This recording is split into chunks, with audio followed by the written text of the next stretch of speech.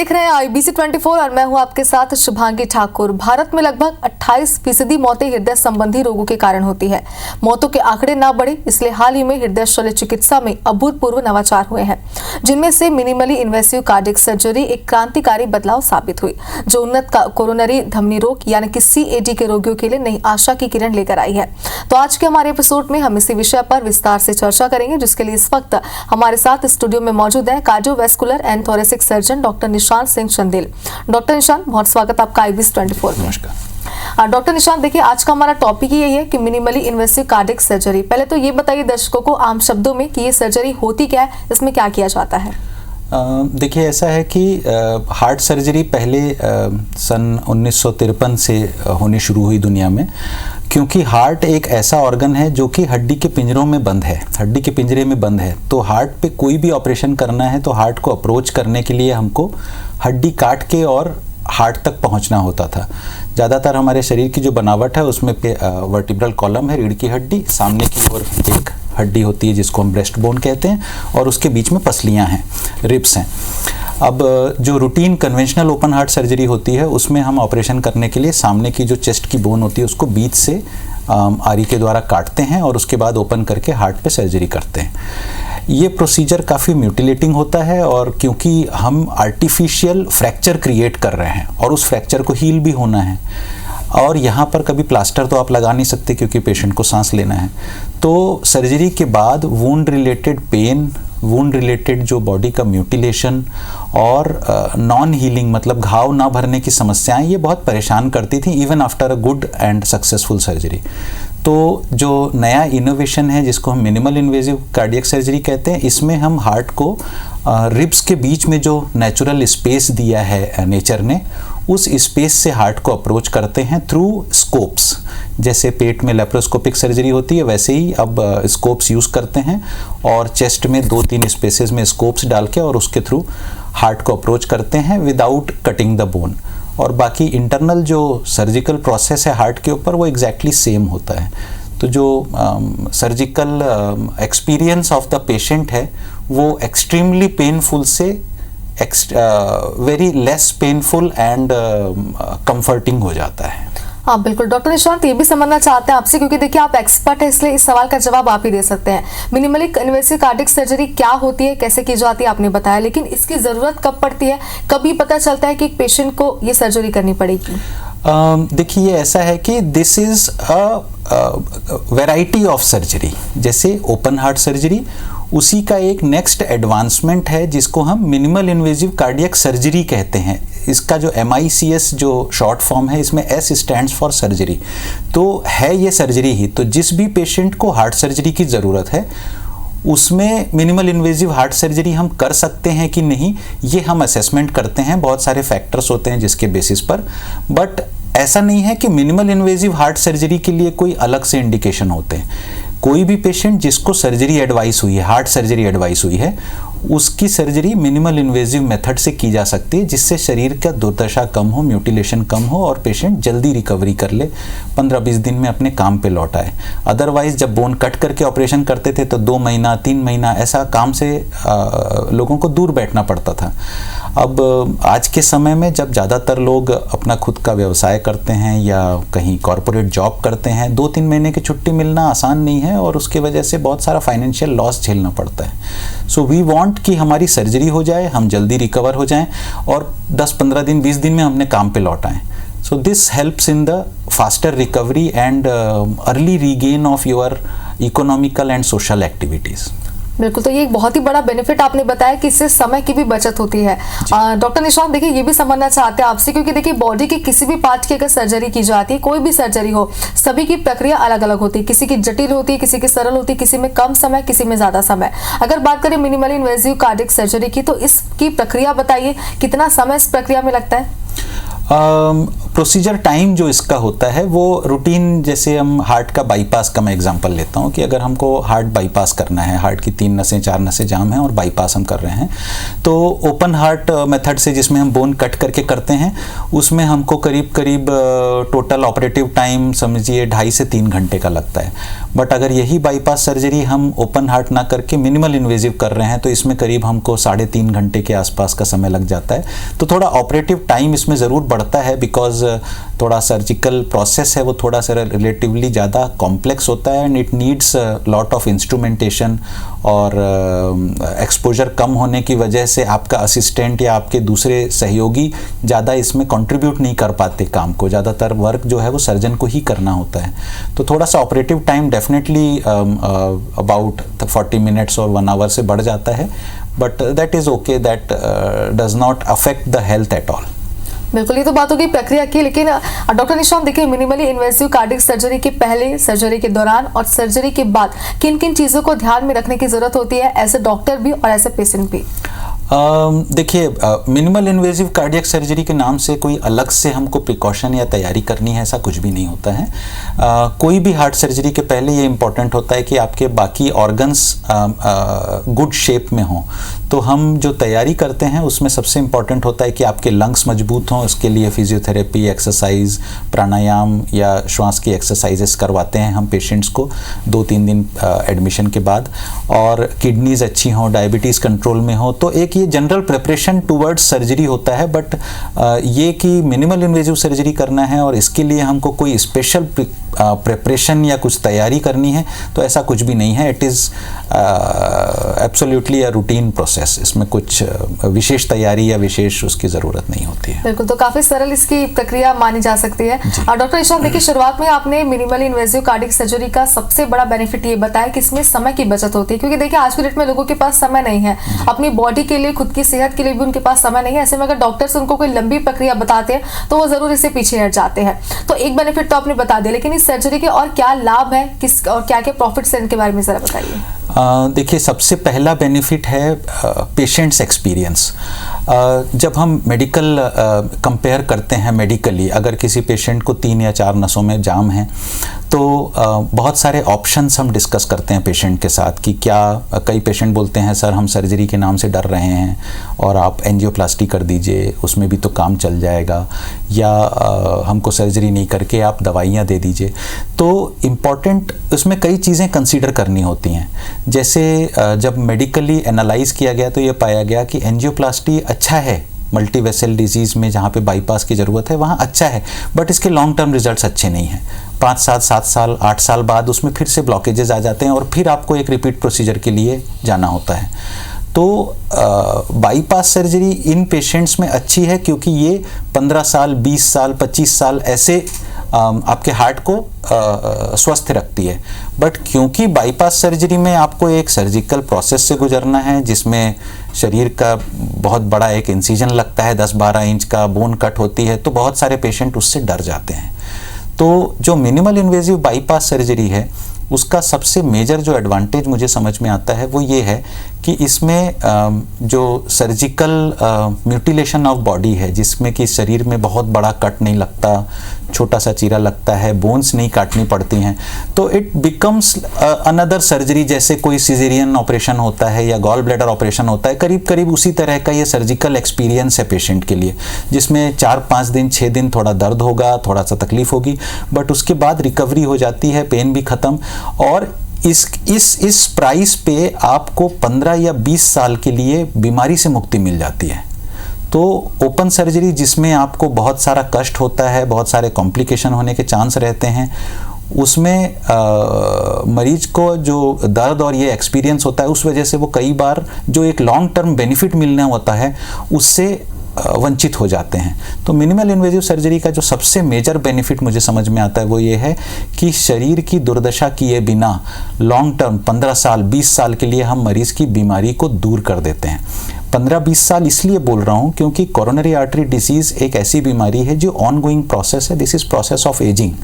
जैसे जैसे शरीर बूढ़ा होगा तो हार्ट भी बूढ़ा होगा। हार्ट के बूढ़े होने की प्रक्रिया है कि कोलेस्ट्रॉल उसमें जमता है।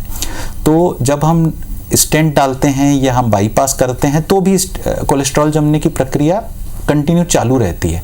पर बाईपास में क्योंकि हम एक नई नस ही कनेक्ट कर देते हैं तो फिर से उसमें कोलेस्ट्रॉल जमकर और ब्लॉक होने में लंबा समय लगता है। तो इसलिए minimal invasive bypass surgery long term benefit 15-20 साल तक 25 साल तक आपको बीमारी से दूर रखेगी और तुरंत में आपको कष्ट भी कम होगा। ये इसका सबसे मेजर बेनिफिट मुझे समझ में आता है। और मिनिमल इन्वेजिव सर्जरी में जो एडिशनल हम जो बेनिफिट हम पेशेंट्स को समझाते हैं, पहला, इंसिजन छोटा होगा तो इन्फेक्शन लगने का चांस कम रहेगा, बोन नहीं कटेगी। ज़्यादातर पेशेंट डायबिटिक होते हैं, वुंड में इन्फेक्शन लगने का चांस होता है, बट जो ओपन हार्ट सर्जरी है उसमें जो इंसिजन होता है वो ठीक हार्ट के ऊपर होता है। तो अगर इन्फेक्शन लग गया तो ये इन्फेक्शन हार्ट तक जा सकता है, दैट में kill the patient. But minimal invasive में क्योंकि हम दूरबीन से करते हैं और साइड में इंसिजन देते हैं, we stay away from the heart. तो वैसी स्थिति में ये होता है कि अगर घाव इन्फेक्ट हो भी गया, वो इन्फेक्शन हार्ट तक नहीं जाएगा, तो उसका हम आराम से पट्टी कर सकते हैं, टाँके लगा सकते हैं, दोबारा सफाई कर सकते हैं। सो इन्फेक्शन लगने की स्थिति में भी पेशेंट की लाइफ की रिस्क नहीं आता है। और क्योंकि बोन नहीं कट रही तो ठीक बात है, शरीर को आगे चल के जो वियर एंड टियर या जो नुकसान होना है वो बोन ना कटने की वजह से डेफिनेटली शरीर मजबूत रहता है। डॉक्टर निशांत, अगर हम बात करें नवाचार की, नई तकनीकों की, तो देखिए तकनीक जितनी भी आगे बढ़ जाए, कई सर्जरियां कितनी भी आगे आ जाए, लेकिन देखिए कहीं ना कहीं कुछ जोखिम तो उनमें भी रहते हैं। अगर बात करें मिनिमल इन्वेजिव कार्डियक सर्जरी की, तो इसके जोखिम और जटिलताओं के बारे में बताइए। सर्जरी के दौरान अगर किसी प्रकार की लापरवाही बरती जाती है पेशेंट के द्वारा भी, तो किस तरीके के जोखिम हो सकते हैं? देखिए, जैसा मैंने आपको बताया कि this is an another method of surgery, तो इस सर्जरी के साथ में कोई एडिशनल बहुत मेजर जोखिम है ऐसा नहीं है।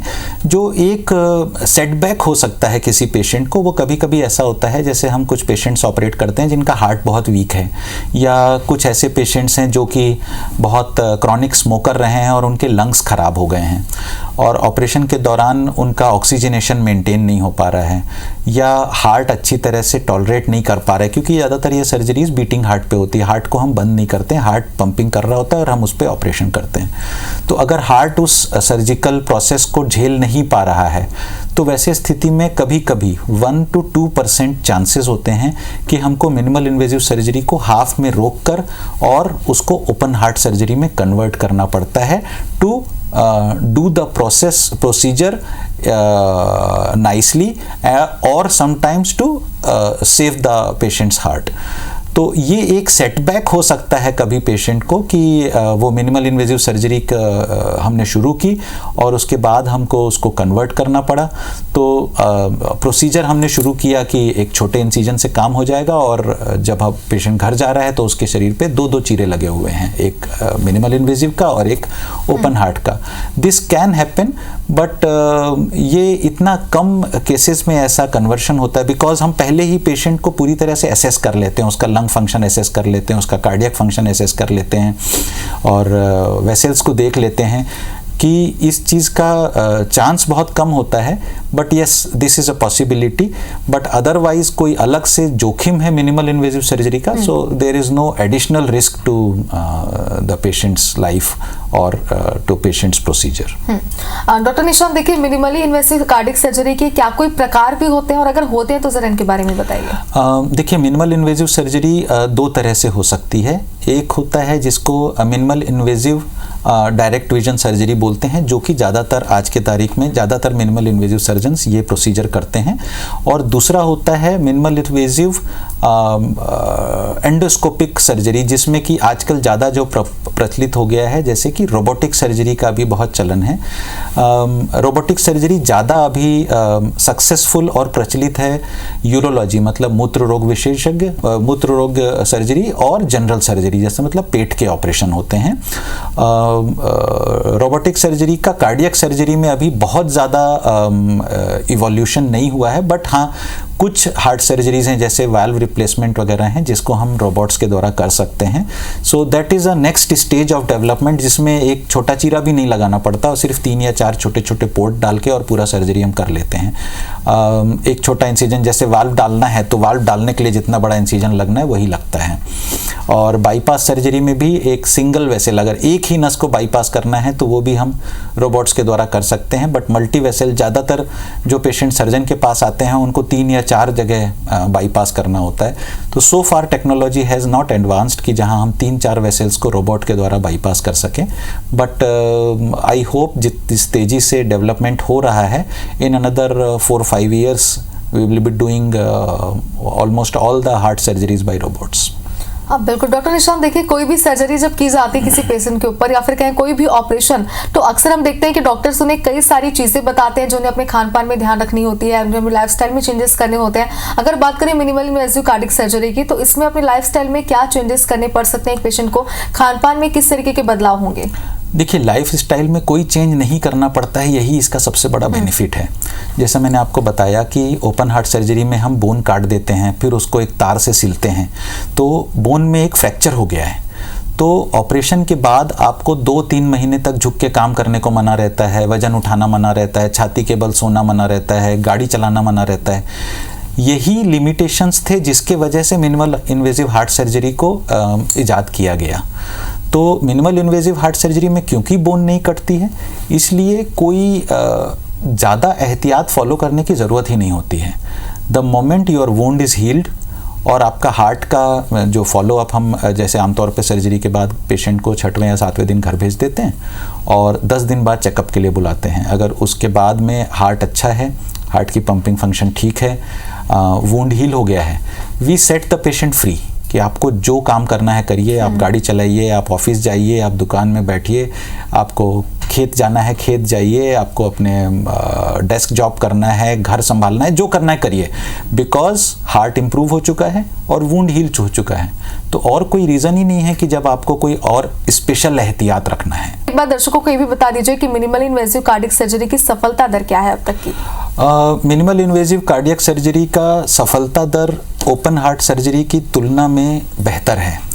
अब क्योंकि ये नई टेक्नोलॉजी है जो कि ज़्यादातर हिंदुस्तान में पिछले 5 से 7 सालों में ही हम लोग यूज़ करते हैं, तो इसके जो सपोर्ट में साइंटिफिक पेपर्स हैं, जैसे कोई भी प्रोसेस सक्सेसफुल है या अनसक्सेसफुल है, ये हम किसी 1 या 2 पेशेंट को देखकर डिसाइड नहीं कर सकते। इसके लिए एक ग्रुप ऑफ पेशेंट्स होते हैं कि ऐसे 1000 पेशेंट पे सर्जरी हुई, उनका क्या आउटकम है, शॉर्ट टर्म, लॉन्ग टर्म, उसके बेसिस पर हम डिसाइड करते हैं कि क्या ये मेथड सक्सेसफुल है या अनसक्सेसफुल है। तो क्योंकि इसकी लॉन्ग टर्म स्टडीज़ अभी भी ऑन द वे हैं, बट जो भी मीडियम टर्म या शॉर्ट टर्म स्टडीज़ जो 3 साल, 5 साल, 7 साल के रिजल्ट्स हैं, they are equally good as compare to open heart surgery. Equally good कहने का मेरा मतलब ये है कि जो रिजल्ट्स हम असेस करते हैं वो हम ये देखते हैं कि अगर मैंने किसी पेशेंट की 3 नसों का बाईपास किया ओपन हार्ट मेथड से और दूसरे पेशेंट का 3 नसों का बाईपास किया मिनिमल इन्वेसिव मेथड से, तो उसका पेन और रिकवरी वाला पार्ट तो शॉर्ट टर्म में तुरंत हफ्ते 10 दिन में, 1 महीने 2 महीने में रिकवर हो गया। पर क्या ऐसा है कि मिनिमल इन्वेसिव सर्जरी का किया हुआ मेरा बाईपास उतना ही अच्छा चल रहा है जितना ओपन हार्ट सर्जरी का किया हुआ बाईपास चल रहा है? अगर मेरा मिनिमल इन्वेसिव किया हुआ बाईपास ज़्यादा लंबा नहीं चल रहा है, इसका मतलब कि मैं पेशेंट का दर्द कम करने के चक्कर में मेरा क्वालिटी ऑफ बाईपास इन्फीरियर हो गया, तो मेन काम कॉम्प्रोमाइज़ हो गया। तो हम इसको एनालाइज करते हैं और उसमें अभी तक जो शॉर्ट टर्म और मीडियम टर्म रिजल्ट्स आए हैं, दे से कि open heart bypass, beating heart bypass and minimal invasive bypass, ये तीनों के रिजल्ट्स इन एक्सपर्ट हैंड, ऐसे सर्जन जो रेगुलरली ये प्रोसीजर कर रहे हैं उनके हाथ में अब एग्जैक्टली सेम है। तो विद टाइम टू कम जब 10 साल और 15 साल के रिजल्ट्स पब्लिश होंगे तो हम ज़्यादा बेहतर समझ सकेंगे। बट मैं ये कह सकता हूँ कि इट ऑल डिपेंड्स कि आपका सर्जन कितना एक्सपर्ट है इसको करने में, कितना प्रोफिशिएंट है इसको करने में। और कोई भी सर्जन सिर्फ इसलिए आपकी मिनिमल इन्वेसिव सर्जरी नहीं करेगा कि वो मिनिमल इन्वेसिव करना चाहता है या आप मिनिमल इन्वेसिव करवाना चाहते हैं। He assesses your disease, your body, and then he takes decision कि क्या ये सर्जरी जिसमें बाईपास हम कर रहे हैं ये उतना ही अच्छे से हम कर सकते हैं मिनिमल इन्वेसिवली जैसा हम ओपन में कर सकते हैं।